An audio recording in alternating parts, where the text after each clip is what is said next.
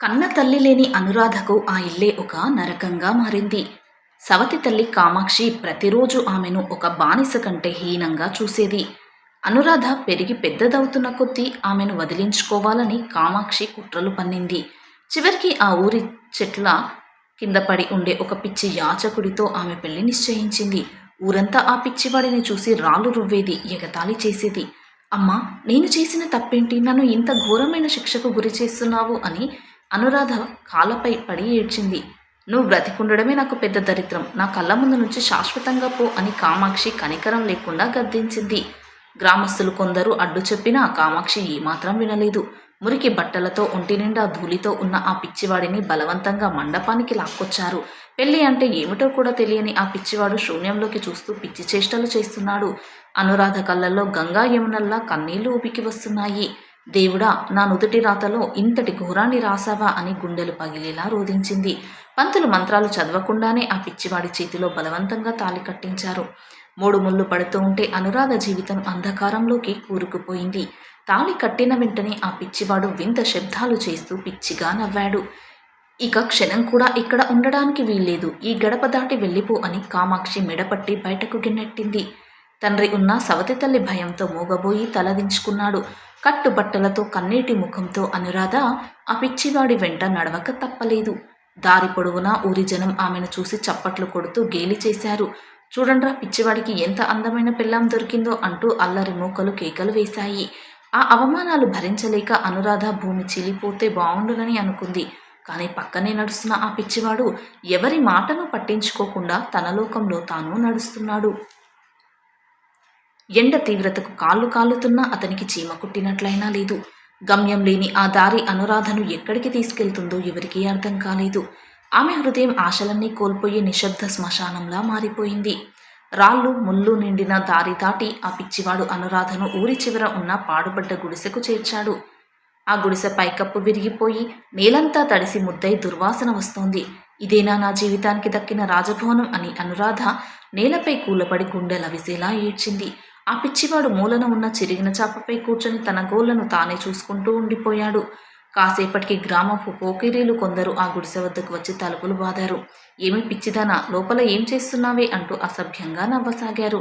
ఆ అరుపులు విని అనురాధ భయంతో వణికిపోతూ మూలకు నక్కింది. అకస్మాత్తుగా ఆ పిచ్చివాడు లేచి గట్టిగా అరుస్తూ పెద్ద కర్ర పట్టుకొని వారిపైకి దూకాడు. అతనిలోని ఆ రౌద్ర రూపాన్ని చూసి ఆ పోకిరీలు భయపడి పరుగులు తీశారు. అంతటి పిచ్చివాడిలో తనను కాపాడాలనే భావన ఉండడం చూసి అనురాధ ఆశ్చర్యపోయింది. ఆ తర్వాత అతను సైలెంట్గా మళ్ళీ గుడిసె మూలకు వచ్చి చిన్న పిల్లాడిలా కూర్చుండిపోయాడు. అతని చేతికి రాయి తగిలి రక్తం కారుతుండడాన్ని అనురాధ గమనించింది. తన బాధను మర్చిపోయి చీర కొంగు చింపి ప్రేమగా అతని గాయానికి కట్టుకట్టింది. ఆ స్పర్శకు ఆ పిచ్చివాడి కళ్ళలో క్షణకాలం ఏదో తెలియని ప్రశాంతత మెరిసింది. రాత్రి కావస్తుండడంతో ఆకలితో అనురాధ కడుపు నకనకలాడింది. అది గమనించినట్లు ఆ పిచ్చివాడు ఎక్కడికో పరిగెత్తి ఒక చిన్న మట్టి మొక్కుడులో ఎండిన రొట్టె ముక్కను తెచ్చాడు. తాను తినకుండా ఆ రొట్టెను అనురాధ చేతిలో పెట్టి తినమని సైగ చేశాడు. తన పస్తులుంటూ తనకు పెడుతున్న ఆ పిచ్చివాడి నిస్వార్థానికి ఆమె కళ్ళు చెమర్చాయి. లోకం నిన్ను పిచ్చివాడంటుంది, కానీ నా కన్న వాళ్ళ కంటే నీకే ఎక్కువ మానవత్వం ఉంది అనుకుంది. ఆమె ఆ రొట్టెను సగం చేసి అతని చేతిలో పెట్టి ఇద్దరూ పంచుకొని తిన్నారు. ఆ రాత్రి ఆకాశంలోని నక్షత్రాలు ఆ గుడిసె రంధ్రాల గుండా వారిపై మెరిశాయి. నేలపై పడుకొని ఆ పిచ్చివాడు నిద్రపోతూ ఉంటే అనురాధ ఆలోచనలో మునిగిపోయింది. ఎందుకు ఇతను ఇంత అమాయకంగా ఉన్నాడు? ఎందుకు ఇతని కళ్ళు లోతైన బాధను దాస్తున్నాయి? ఎన్ని ప్రశ్నలు ఉన్నా ఆ గుడిసెలో ఆమెకు సవతి తల్లి ఇంట్లో దక్కని ఒక రక్షణ మాత్రం దొరికింది. ఆమె మనసులో భయం స్థానంలో ఆ పిచ్చివాడిపై అంతులేని జాలి, అనుబంధం మొదలయ్యాయి. రోజులు గడుస్తున్న కొద్దీ అనురాధ ఆ పాడుపడ్డ గుడిసెని శుభ్రం చేసి ఒక చిన్న ఇల్లుగా మార్చింది. ఆ పిచ్చివాడికి స్నానం చేయించి ఒంటిపై మురికిని పోగొట్టి రోజు కడుపు నిండా తిండి పెట్టేది.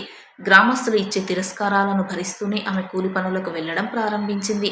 ఆ పిచ్చివాడు నీడలా ఆమె వెంటే నడుస్తూ బరువైన పనుల్లో ఆమెకు సహాయం చేయడానికి ప్రయత్నించేవాడు. అతనికి మాటలు రాకపోయినా అతని మూగ చూపుల్లో అనురాధ పట్ల అపరాధమైన గౌరవం కనిపించేది. ఒకరోజు ఊరి వడ్డీ వ్యాపారి సుబ్బయ్య గుడిసె ముందర వచ్చి రభస చేశాడు. ఓయ్ పిచ్చిముండా కొడుక, నా పాత అప్పు 10,000 రూపాయలు ఎప్పుడు ఇస్తావురా అంటూ బూతులు తిట్టాడు. ఆ పిచ్చివాడిని కాలితో తన్నబోతుండగా అనురాధ అడ్డుగా నిలబడింది. ఆపండి, ఒక అమాయకుడిపై మీ ప్రతాపం ఏంటి? అసలు అతనికి అప్పు ఎలా ఇచ్చారు అని నిలదీసింది. ఇతని గుడిసె ఉన్న స్థలం నాది, డబ్బులు ఇవ్వకపోతే ఇద్దరిని తరిమేస్తా అని సుబ్బయ్య బెదిరించాడు. నిస్సహాయ స్థితిలో ఉన్న అనురాధ తన తల్లి జ్ఞాపకార్థం దాచుకున్న చిన్న బంగారు గొలుసును తీసింది. ఇదిగోండి నా బంగారు గొలుసు, ఇది తీసుకెళ్లి అప్పు జమ చేసుకోండి అని ఏడుస్తూ ఇచ్చేసింది.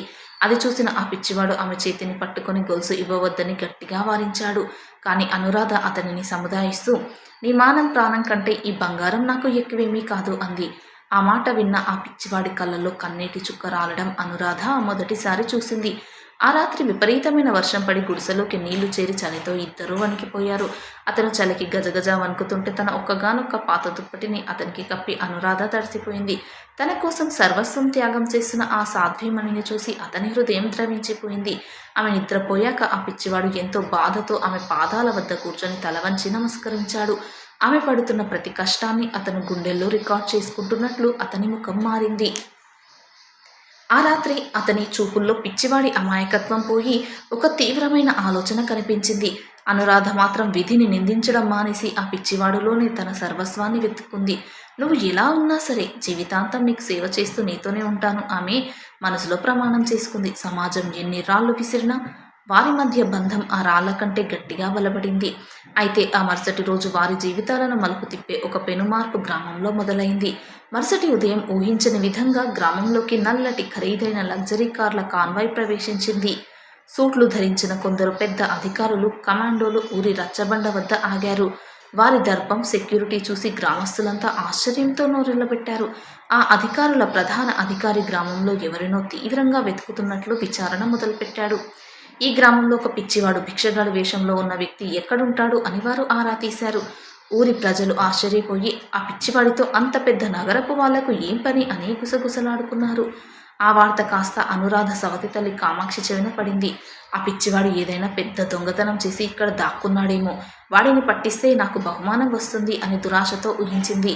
వెంటనే పరుగున అధికారుల వద్దకు వెళ్ళి ఆ పిచ్చివాడిని నా సవతి కూతురికే ఇచ్చి పెళ్లి చేశాను, వాడు ఊరి చివర గుడిసెలో ఉంటాడు అని చెప్పింది. పెళ్ళా? అతనికి పెళ్ళయిందా అని ఆ అధికారులు తీవ్ర దిగ్భ్రాంతి వ్యక్తం చేశారు. కామాక్షి స్వయంగా ఆ అధికారులను, ఊరి పెద్దలను తీసుకుని ఆ గుడిసె వైపు నడిచింది. అదే సమయంలో గుడిసె వద్ద అనురాధ కట్టెల పొయ్యిపై గంజి కాస్తూ ఆ పిచ్చివాడికి తినిపిస్తుంది. ఆ పిచ్చివాడు అనురాధను చూస్తూ నిశ్శబ్దంగా ఆ గంజిని అమృతంలా తాగుతున్నాడు. ఇంతలో కార్ల హారన్ శబ్దాలు, గ్రామస్తుల అరుపులు విని అనురాధ కంగారుగా బయటకు వచ్చింది. డజన్ల కొద్దీ సెక్యూరిటీ గార్డులు ఆ గుడిసెను చుట్టుముట్టడం చూసి ఆమె భయంతో వణికిపోయింది. అమ్మా, వీళ్ళంతా ఎందుకు వచ్చారు? నా భర్త ఏ తప్పు చేయలేదు, దయచేసి అతన్ని ఏమీ చేయకండి అని అనురాధ చేతులు జోడించింది. కామాక్షి ముందుకు వచ్చి, నోర్మై దరిద్రురాల, వీడు చేసిన ఘోరానికి వీడిని జైలుకు పంపడానికే పోలీసులు వచ్చారు అని కసిగా అరిచింది. సుబ్బయ్య కూడా వచ్చి, వీడిని వెంటనే అరెస్ట్ చేసి తీసుకెళ్ళండి సార్ అంటూ అరిచాడు. అనురాధ ఆ పిచ్చివాడి ముందుకు అడ్డుగా నిలబడి, నా ప్రాణం పోయినా నా భర్తను తాకనివ్వను అని గర్జించింది. ఆ సమయంలో ఆ పిచ్చివాడు నెమ్మదిగా ఆమె వెనుక నుండి ముందుకు నడిచి వచ్చాడు. అతని నడకలో ఇంతకుముందు ఉన్న వణుకు లేదు, ముఖంలో పిచ్చి చేష్టలు లేవు. అధికారులందరూ ఒకేసారి అతన్ని చూడగానే అత్యంత భయభక్తులతో మోకాలపై నిలబడ్డారు. చీఫ్ సెక్యూరిటీ ఆఫీసర్ సెల్యూట్ చేస్తూ, సార్, మిమ్మల్ని కనుగొన్నాం, అంతా సిద్ధంగా ఉంది సార్ అన్నాడు. ఆ దృశ్యం చూసి ఊరి జనం, కామాక్షి, అనురాధ అందరి ఊపిరి ఒక్కసారిగా ఆగిపోయినట్లయింది. అసలు ఆ పిచ్చివాడు ఎవరు? ఎందుకు ఈ దేశపు అత్యున్నత రక్షకులు అతని ముందు తల వంచుకున్నారు? సార్ అనడానికి వీడేమైనా రాజా? వీడు పిచ్చి భిక్షగాడు అని కామాక్షి పిచ్చిగా అరిచింది. వెంటనే కమాండో అధికారి ఆమె వైపు తుపాకీ గురిపెట్టి, నోరు అదుపులో పెట్టుకో, నువ్వు ఎవరితో మాట్లాడుతున్నావా తెలుసా అని హెచ్చరించాడు. ఆ పిచ్చివాడు చేయి పైకెత్తగానే ఆ అధికారి వెంటనే వెనక్కి తగ్గి నిశ్శబ్దంగా నిలబడ్డాడు. నెమ్మదిగా తన చిరిగిన జుట్టును వెనక్కి నెట్టి తలపై ఉన్న ధూళిని దులుపుకుంటూ ఆ వ్యక్తి గంభీరమైన స్వరంతో మాట్లాడడం ప్రారంభించాడు. నన్ను పిచ్చివాడు అనుకున్నారా? పిచ్చివాణ్ణి కాదు, నాది పిచ్చి కాదు, స్వార్థంతో, డబ్బు మదంతో కళ్ళు మూసుకుపోయినది మీది అన్నాడు. అతని కంఠం ఉరుములా గ్రామమంతటా ప్రతిధ్వనించింది. ఆఫీసర్ ముందుకు వచ్చి, పరిచయం అవసరం లేని వ్యక్తి దేశంలోనే number 1 business empire Vikramaditya group of ఇండస్ట్రీస్కు ఏకైక అధినేత శ్రీ విక్రమాదిత్య వర్మ ఈయన అని ప్రకటించాడు. ఆ పేరు వినగానే ఊరి పెద్దలు, కామాక్షి గుండెలు ఆగిపోయినంత పనైంది. 1000 కోట్ల ఆస్తికి అధిపతి అయిన విక్రమాదిత్య వర్మ ఇక్కడ పిచ్చివాడిలా ఎందుకున్నారో ఎవరికీ అర్థం కాలేదు. విక్రమాదిత్య గంభీరంగా కామాక్షి వైపు చూశాడు. నన్ను చంపాలని నా శత్రువులు చేసిన కుట్రలో నేను తీవ్రంగా గాయపడి ఈ గ్రామానికి చేరాను అని చెప్పాడు. నా ప్రాణాలను కాపాడుకోవడానికి, నా శత్రువుల ఆట కట్టించడానికి నేను ఈ పిచ్చివాడి వేషం వేయాల్సి వచ్చింది అని అసలు నిజాన్ని వెల్లడించాడు. కానీ ఆ క్రమంలో నన్ను ఒక భారం అనుకుని ఈ అమాయకురాలని నాకు కట్టబెట్టి ఆమె జీవితం నాశనం చేయాలని నువ్వు చూశావు అని కామాక్షిని నిలదీశాడు. నేను మురికిలో ఉన్న పిచ్చివాడినైనా ఈమె నన్ను చీత్కరించుకోలేదు. తన కడుపు కాలుతున్నా నాకు అన్నం పెట్టింది. నన్ను కాపాడడానికి తన తల్లి ఇచ్చిన ఆఖరి బంగారాన్ని కూడా త్యాగం చేసింది. లోకం నన్ను కొడుతూ ఉంటే తన ప్రాణాన్ని అడ్డుపెట్టి నన్ను రక్షించింది అని అనురాధ వైపు ప్రేమగా చూస్తూ చెప్పాడు. అనురాధ కళ్ళలో ఆశ్చర్యం, నమ్మలేని భావోద్వేగం నిండి కన్నీళ్లు ధారగా కారాయి. విక్రమాదిత్య ఆమె ముందుకు వచ్చి మోకాలపై కూర్చొని ఆమె చేతులు పట్టుకున్నాడు. అనురాధ, ఆ రోజు విధి నిన్ను నా చేతుల్లో పెట్టింది. కానీ ఈరోజు నా సర్వస్వాన్ని నీ పాదాల వద్ద పెడుతున్నాను. నువ్వు పూరి గుడిసెలో ఉన్న పిచ్చివాడి భార్యవు కావు, 1000 కోట్ల సామ్రాజ్యానికి ఏకైక మహారాణివి అన్నాడు. కామాక్షి, సుబ్బయ్య భయంతో వణికిపోతూ విక్రమాదిత్య కాళ్ళపై పడి క్షమాపణలు వేడుకున్నారు. మిమ్మల్ని జైలుకు పంపడం నాకు ఒక్క క్షణం పని, కానీ నా భార్య సంస్కారమే మిమ్మల్ని ప్రాణాలతో వదిలేలా చేస్తుంది అని వారిని అసహించుకొని పక్కకు నెట్టాడు. అనురాధను ఎగతాళి చేసిన గ్రామస్తులంతా తలదించుకొని సిగ్గుతో నిలబడ్డారు. విక్రమాదిత్య అనురాధ కన్నీళ్లను తుడిచి ఆమె చేతిని పట్టుకొని సగౌరవంగా తన రాయల్ కారులోకి ఎక్కించుకున్నాడు. కార్ల కాన్వాయ్ గ్రామం దాటి వెళ్తుంటే అనురాధ నిస్వార్థ ప్రేమకు విధి ఇచ్చిన అత్యున్నత గౌరవం అది.